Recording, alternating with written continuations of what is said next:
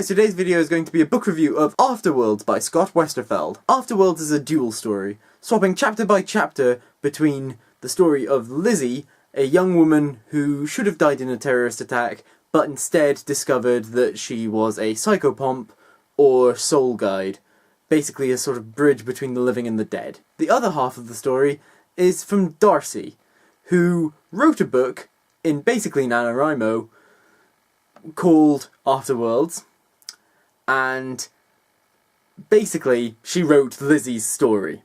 When Darcy wrote Lizzie's story, she got an offer from a New York publishing company and now has moved to New York with a lot of money to start her glorious life in publishing. The story features both young women extensively, as I said, swapping chapter by chapter, and you really find that they're really both quite engaging and interesting characters. There were many things that I liked about this book, including many genre-defying moments, such as the main character being not white, for a start, and I really enjoyed it all. There was a heck of a lot of interesting things in it, such as one thing that I really liked was that in the chapters of Afterworlds, the story, they actually showed the finished novel, and you are left thinking, oh, this is really good for being what Darcy...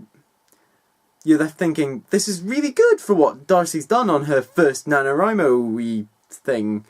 And then later on you discover that, oh, that you're actually reading the finished version, the final draft, instead of the original draft.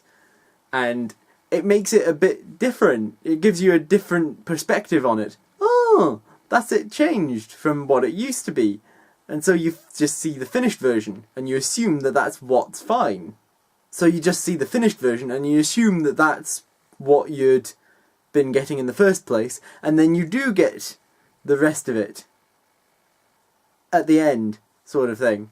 I'm not sure if that's making much sense. One thing that I found a bit mixed was that I really liked and shipped Imogen and Darcy, but like there should have been more conflict between the two of them. Like I really liked them, I really shipped them. I could see why there could be conflict, but there wasn't enough conflict. It didn't make sense that the conflict that they did have was the only conflict that they really had. There was a lot more stuff that they could have had conflict about, and it was kind of overlooked, or at least glossed over. I also kept noticing in the Afterworlds bit, the different bits that are obviously going for a sequel. I do feel like Darcy's worries about cultural appropriation should have been addressed more, because you just sort of see her think about it a lot, but never really get any sort of backlash or anything about it, really. It's just a worry she has, instead of it being an actual issue that she could have been dealing with a bit more. I really liked this book. It was a very fun and interesting read, but I feel like there was some bits that maybe didn't gel as well as they might have done, but overall it was a bit interesting. You don't think happy endings are stupid anymore? Your question is irrelevant.